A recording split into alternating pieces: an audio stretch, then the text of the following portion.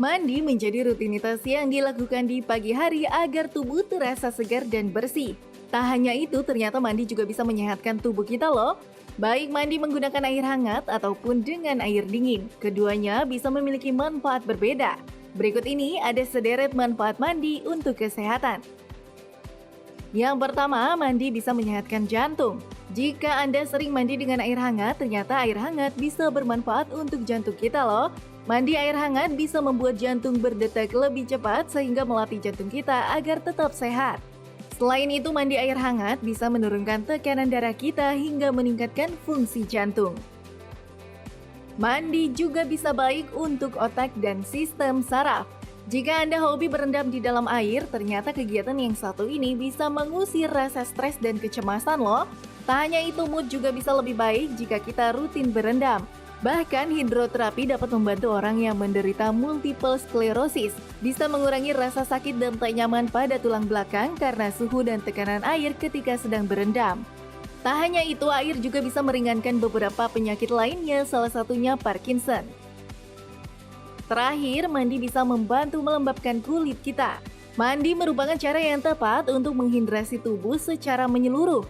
Tubuh manusia yang sebagian besar terdiri dari air dianjurkan untuk selalu banyak mengonsumsi banyak air. Namun mandi ataupun berendam juga bermanfaat baik untuk tubuh membersihkan diri terutama ketika menggunakan air hangat. Begitu juga dengan air dingin yang memiliki manfaat lain untuk menghidrasi tubuh kita.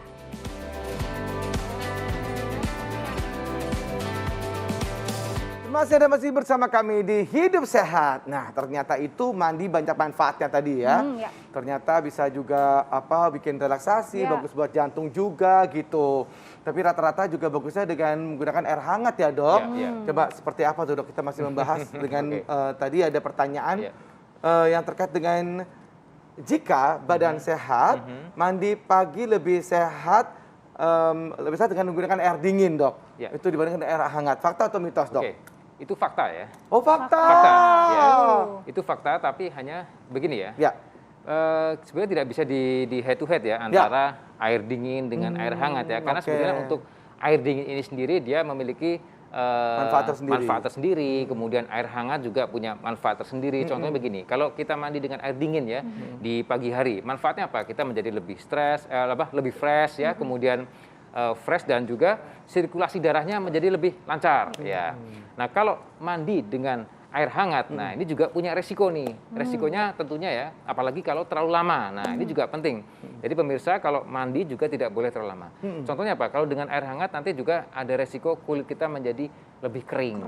Nah, itu yang harus diperhatikan. Jadi sebetulnya masing-masing punya manfaat ya. Dengan ada juga mengatakan bahwa dengan mandi di pagi hari ya, dengan air dingin ya akan membuat tubuh menjadi lebih rileks ya, lebih bersemangat dan sebagainya. Ya. Nah, Dokter, untuk lamanya ini kan tadi jangan terlalu lama ya, Dok ya. Yang waktu ideal untuk mandi itu durasi sewajarnya berapa, Dok? Oke, ini penting sekali nih. Mungkin banyak yang belum tahu ya pemirsa ya. Jadi idealnya adalah dari penelitian 5 sampai 8 menit. Maksimal ada beberapa 5 sampai maksimal 10 menit ya, maksimal 10 menit. Jadi maksimal 10 menit. Ya, maksimal 10 menit. Itu dengan kena air terus atau sambil berendam 5 sampai 10 menit? Itu untuk yang pakai shower ya. Yang pakai shower, itu 5 sampai 10 menit di showernya. 10 menit ya. Jadi include dengan itu juga sabun dan lain sebagainya. Betul. Gitu. Jadi untuk rangkaian mandinya itu 5 sampai 10 menit. Jadi tidak boleh terlalu lama. Nah, kenapa gitu? Karena tentunya saat kita mandi ya, kalau kita terlalu lama itu akan membuat kita kan punya kulit nih ya, kulit itu ada pertahanan alamiah, nah minyak dan lain sebagainya itu akan membuat menjadi kering dan bisa menjadi hilang, berkurang, menipis dan itu akan beresiko nantinya juga kulitnya kering ya, otomatis juga mudah iritasi ya, apalagi kalau misalnya punya penyakit kulit tertentu, misalnya resiko juga timbul eksim dan lain sebagainya, karena kita perlu tahu bahwa kulit ini juga adalah pertahanan tubuh. Betul. Iya, gitu. ini juga penting ya, Dokter ya. Nah, Dokter, ini juga kalau misalnya dari segi manfaat, Dokter, ini perlu diketahui masyarakat. Nah, bagusan mandi pagi, mandi malam, atau mungkin mandi sore, ini yang mana yang lebih sehat, Dokter? Wah, ya jadi kalau harus memilih ya, harus memilih, sebenarnya tidak bisa dipilih ya. Oh, jadi nggak bisa di head to head gitu ya? Tidak bisa. Tidak bisa karena masing-masing memiliki manfaat tersendiri gitu. Betul sekali. Jadi mandi pagi sehat juga, mandi malam juga sehat juga gitu kan ya. Dan tadi mungkin ada yang banyak bertanya bahwa nanti mandi malam itu rematik segala macam, itu tidak ada hubungannya ya dok ya. Boleh dijawab lagi tadi dok, mungkin dok kenapa itu bahwa tidak ada hubungannya dengan rematik itu, supaya lebih paham nih masyarakat. Betul sekali, dan tadi harus ditekankan juga ya, antara mandi pagi hari, mandi sore hari, mandi malam hari, tentunya juga dibedakan antara mandi dengan air dingin atau mandi dengan air hangat. Nah, karena itu juga ada dua versi ya, dua manfaat ya. Contoh misalnya gini, yang penting juga, kalau kita malam hari nih, suhu udara lagi dingin-dinginnya, terus kita mandi pakai air dingin, nah sebetulnya itu tidak dianjurkan ya, apalagi kondisi tubuh kita sedang tidak fit. Karena apa? Karena memang ada sih satu penelitian, tapi memang belum established ya, penelitiannya mengatakan bahwa dalam kondisi tubuh kita yang perubahan suhu yang tiba-tiba nih ya, misalnya kita gerah langsung kasih dingin, itu akan menurunkan sistem imun tubuh kita juga.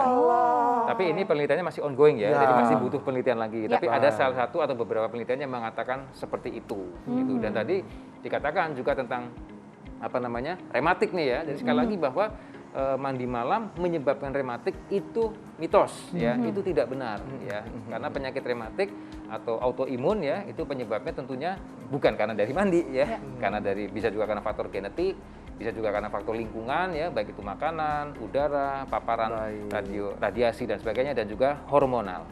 Oke, baik dok. Aduh, jadi terang benderang ya, jadi jelas begitu kan. Terima kasih banyak Dr. Warigit alias Dr. Yogi. Matur nuwun sangat. Habis ini langsung ke Semarang dok? Langsung. Luar biasa. Ikut dong. Oke, langsung. Ikut juga ya. Kita kasih banyak dok. Sukses selalu.